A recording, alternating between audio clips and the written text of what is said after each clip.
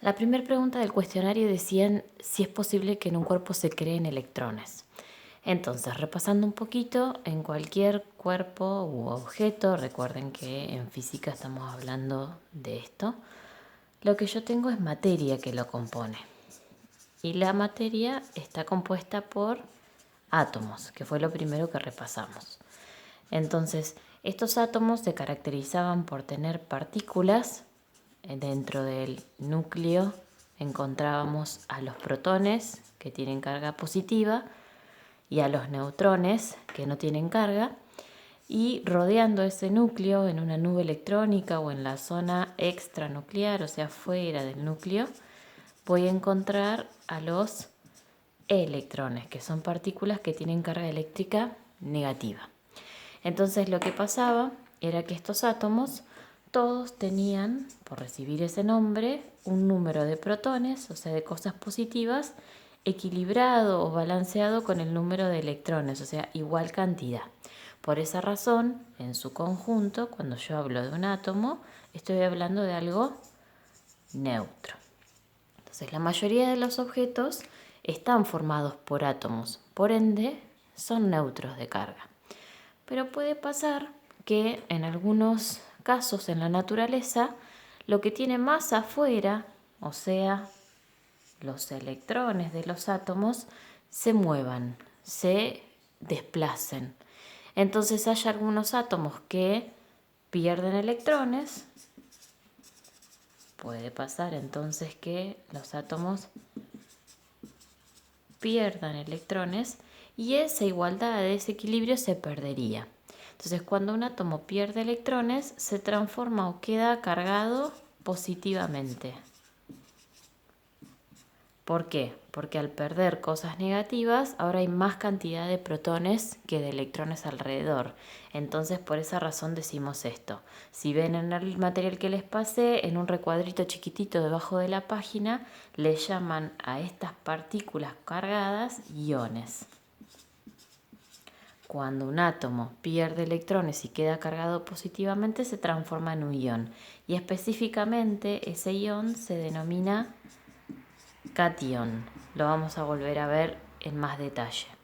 Ahora, si este perdió electrones, esos electrones no quedan perdidos por ahí, sino que los gana otro átomo. Y ese átomo o esos átomos que ganan electrones quedan cargados negativamente, o sea, reciben cada vez más cantidad de partículas negativas, entonces esa equivalencia o ese equilibrio que había ya no está más. A estos iones que se forman cuando los átomos ganan electrones y quedan cargados negativamente, se los denomina aniones o de manera singular anión. Entonces, ¿es posible que en un cuerpo se creen electrones? No, a ver, no se crean. Hay una ley muy importante de la física que es la ley de conservación de la carga. ¿Qué es lo que dice esta ley? Que las partículas con carga eléctrica no se crean ni se destruyen, sino que lo que sucede es que se desplazan de un átomo a otro o de un objeto a otro. Entonces la primera pregunta está explicada. En la segunda nos decía, ¿cuándo puedo decir que un cuerpo está cargado eléctricamente? Bueno, entonces hacemos un poco la misma explicación que recién. Si un cuerpo gana electrones, o sea, recibe electrones que antes no tenía, va a quedar cargado negativamente. O cuando un cuerpo pierde electrones, queda cargado positivamente. O sea, la explicación que dimos antes es válida para los objetos o cuerpos o para los átomos. Recuerden que los objetos están compuestos por átomos y esos átomos que los componen son los que estarían sufriendo estos procesos de pérdida o ganancias de electrones. Bueno, entonces, ¿qué tipo de interacción se generaría entre dos protones? Bueno, como los protones acabamos de hablar de que son partículas que tienen carga positiva, al ser cargas de igual signo, la fuerza o interacción que se genera es una repulsión. Lo mismo pasaría entre dos electrones. Si yo tengo dos electrones enfrentados por tener cargas iguales, van a rechazarse o repelerse lo más posible. Ahora, si yo, por ejemplo, tengo un electrón y un protón, como son cargas opuestas, la fuerza que se genera entre ellos es de atracción. Entonces, esta es la razón de por qué los electrones se quedan ahí en el átomo girando alrededor del núcleo. Porque hay una atracción electrostática entre los protones que están en el núcleo positivos y los electrones que están alrededor. La cuarta pregunta decía, ¿por qué en un conductor cargado las cargas se distribuyen de manera homogénea en la superficie? Entonces, a esto nos referimos a que si yo tengo, por ahí lo más sencillo de explicar es una esfera, ustedes imagínense que esto está bien dibujado, y la cargo con electrones, le aporto electrones de otro material.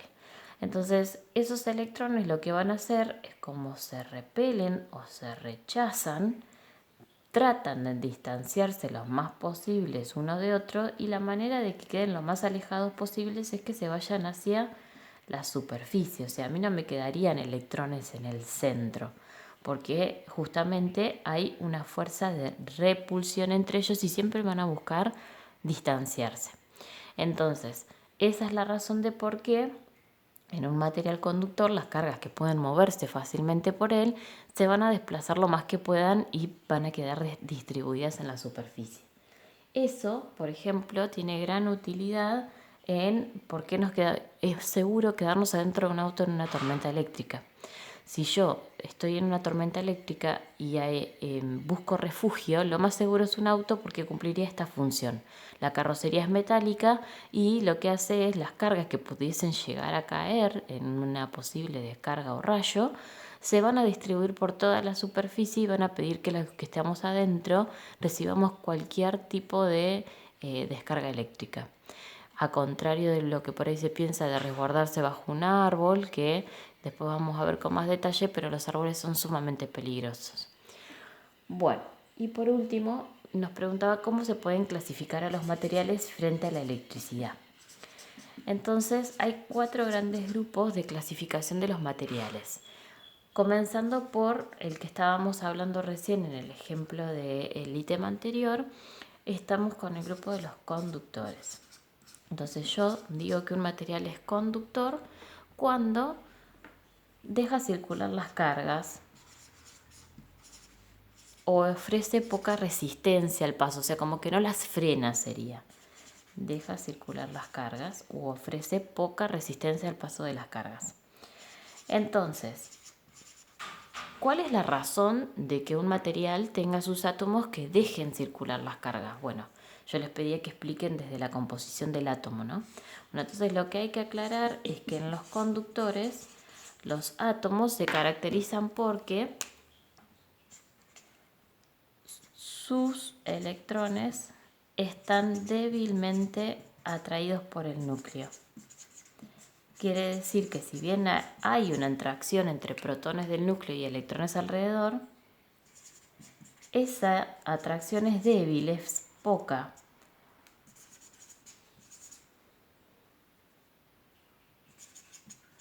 Bueno, recordemos que pongo el núcleo porque adentro están los protones. Entonces, que haya una débil atracción hace que los electrones se puedan desplazar.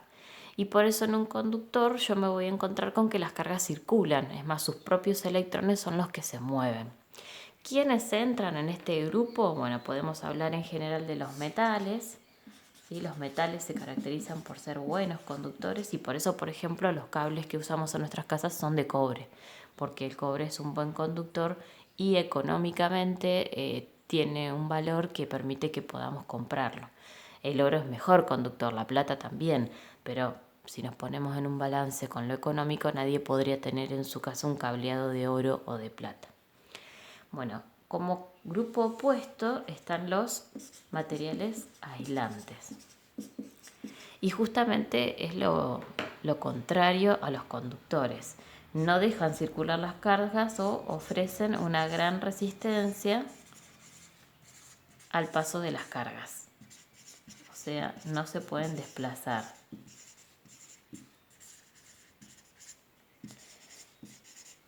En este caso, sus átomos están compuestos entonces también de manera digamos, por protones, electrones, un núcleo, otro fibrón. Pero la diferencia está entonces en que los electrones están fuertemente atraídos al núcleo. Entonces, al estar fuertemente atraídos, no se pueden desplazar, no se pueden mover. Y eso hace que entonces los usemos para protegernos frente a la electricidad. Por ejemplo, los plásticos. Los plásticos, la madera, el aire seco, el agua destilada. Por ejemplo, cualquier herramienta que usa un electricista tiene una parte metálica que es conductora, pero viene protegida por una parte plástica, que es de donde lo agarramos. Un destornillador tiene el mango plástico. Y eso tiene que ver con que al estar los átomos de ese material con electrones fuertemente atraídos por el núcleo no se van a poder mover, no se van a poder desplazar y no va a conducir la corriente.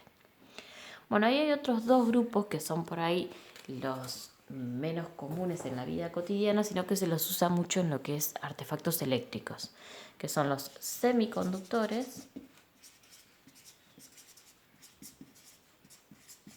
y los superconductores. Bueno, dentro de ejemplos de los semiconductores tenemos a elementos de la tabla periódica como son el germanio, el silicio y el selenio. Y vuelvo a repetir, se los usan plaquetas por ahí que llevan los artefactos electrónicos. Entonces, ¿cuál es la propiedad? ¿Por qué semiconductores? Porque depende en qué condición yo los haga trabajar, van a actuar como conductores o como aislantes. O sea que para lograr esto de que sea uno u otro voy a tener que influir con algunos factores, como por ejemplo hacerlos trabajar a altas presiones o bajas presiones, o por ejemplo someterlos a un campo electromagnético, o también por ejemplo se los puede influenciar con la temperatura o con la luz. Puntos positivos de los semiconductores tienen una buena durabilidad, por eso se los usan los artefactos electrónicos, porque duran mucho tiempo. Los superconductores, algunos ejemplos son, tomando también elementos de la tabla periódica, el estaño, que por ejemplo se lo usa también en las soldaduras, en los elementos electrónicos, el aluminio o algunas aleaciones de metales. Acuérdense que las aleaciones eran mezclas homogéneas, sólidas. Y en este caso lo que se logra, por qué se le dice superconductores, es porque tienen una baja resistencia, muy baja, al paso de las cargas. O sea, casi que las cargas pueden circular libremente. ¿Cómo se logran estos superconductores? Bueno, bajando mucho la temperatura.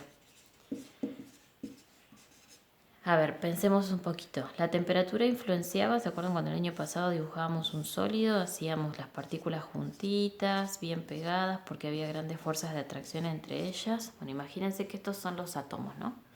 Y que estos átomos, a su vez, como vimos hace un ratito, están formados por protones y neutrones en el núcleo y los electrones girando alrededor. Bueno, entonces, si yo tengo bajas temperaturas, estas partículas se movían poco. Entonces, al moverse poco, cuando los electrones se quieran desplazar, lo que van a hacer es encontrarse con pocos obstáculos. Si las partículas se mueven mucho, están vibrando todo el tiempo, que serían altas temperaturas, estos electrones se van a encontrar con que colisionan o chocan con las partículas al querer desplazarse. Entonces, por eso a bajas temperaturas logro muy buenas conducciones. Por esa razón los superconductores deben encontrarse con esa condición, bajas temperaturas. Bueno, espero que se haya entendido mejor y mañana les voy a cargar un nuevo videito para empezar con las experiencias.